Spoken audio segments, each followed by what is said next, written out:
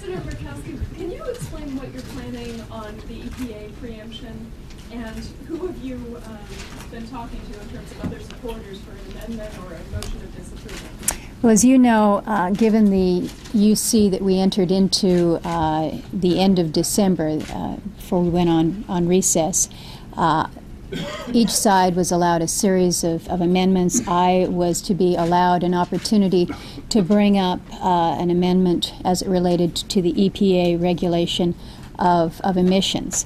This is something that we have been trying to bring to the forefront now for months. We're denied the opportunity back in September to advance an amendment.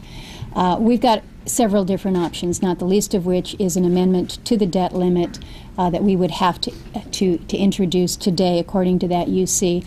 As you know, I've also been pursuing a resolution of disapproval, a different mechanism, but either way that we choose to take, and at this point in time my inclination is to proceed with the resolution of disapproval.